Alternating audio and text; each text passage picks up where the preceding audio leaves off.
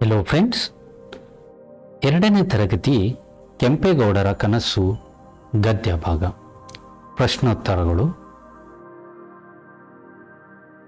ಈ ಪ್ರಶ್ನೆಗಳಿಗೆ ಉತ್ತರ ಹೇಳಿ. ನಮ್ಮ ರಾಜ್ಯದ ರಾಜಧಾನಿ ಯಾವುದು? ನಮ್ಮ ರಾಜ್ಯದ ರಾಜಧಾನಿ ಬೆಂಗಳೂರು. ಕೆಂಪೇಗೌಡರ ಮೊದಲಿನ ರಾಜಧಾನಿ ಯಾವುದು? ಕೆಂಪೇಗೌಡರ ಮೊದಲಿನ ರಾಜಧಾನಿ ಯಲಹಂಕ. ಕೆಂಪೇಗೌಡರು ಬೆಂಗಳೂರನ್ನು ಏಕೆ ಕಟ್ಟಿಸಿದರು?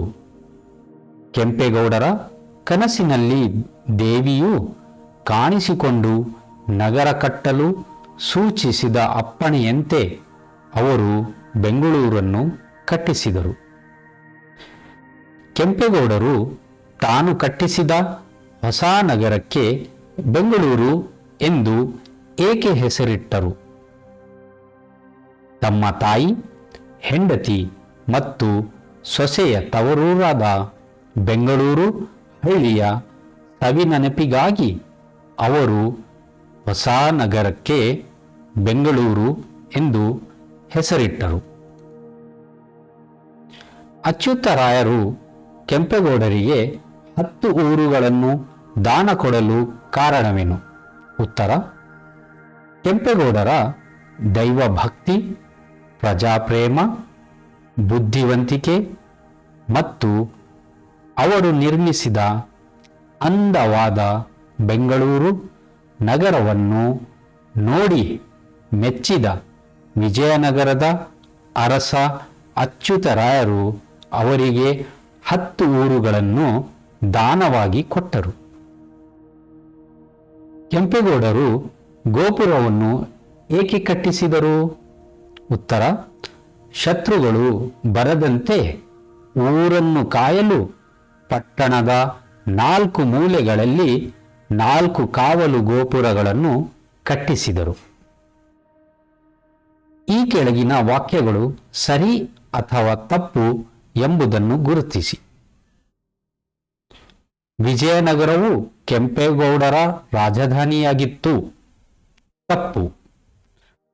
ಶಿವ ಸಮುದ್ರದ ಕಾಡಿನಲ್ಲಿ ಹೊಸ ನಗರವನ್ನು ಕೆಂಪೇಗೌಡರು ಕಟ್ಟಿಸಿದರು.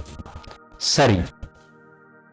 ಹೊಸ ನಗರವನ್ನು ಕಟ್ಟಲು ಪ್ರೇರಣೆ ಸಿಕ್ಕಿದ್ದು ಒಂದು ಕನಸಿನಿಂದ. ಸರಿ. ಕೆಂಪೇಗೌಡರ ತಾಯಿಯ ಊರು ಬೆಂಗಳೂರೆಂಬ ಹಳ್ಳಿ. ಸರಿ. ಕೆಂಪಾಂಬುದಿ ಕೆರೆಯನ್ನು ಅಚ್ಯುತರಾಯರು ಕಟ್ಟಿಸಿದರು. ತಪ್ಪು. ಖಾಲಿ ಬಿಟ್ಟಿರುವ ಜಾಗಗಳಲ್ಲಿ ಸರಿಯಾದ ಪದ ತುಂಬಿ. ಕೆಂಪೇಗೌಡರು ಡ್ಯಾಶ್ಗಳನ್ನು ತನ್ನ ಮಕ್ಕಳಂತೆ ಪ್ರೀತಿಸುತ್ತಿದ್ದರು. ಉತ್ತರ: ಪ್ರಜೆ. ಕನಸಿನಲ್ಲಿ ದೇವಿಯು ಕಾಣಿಸಿಕೊಂಡು ಮರೆಯಾದ ಕಾಡಿನಲ್ಲಿ ಒಂದು ಡ್ಯಾಶ್ವನ್ನು ಕಟ್ಟಬೇಕು ಎಂದು ತಿಳಿಸಿದರು. ನಗರವನ್ನು. ಕಸಬುದಾರರಿಂದ ಡ್ಯಾಶ್ ಬೆಳೆದವು. ಕೈಗಾರಿಕೆಗಳು. ಮಾದರಿಯಂತೆ ಕೆಳಗಿನ ಪದಗಳನ್ನು ಬರೆಯಿರಿ. ಮಾದರಿ, ನಗರ, ನಗರಗಳು. ಕಾಡು, ಕಾಡುಗಳು.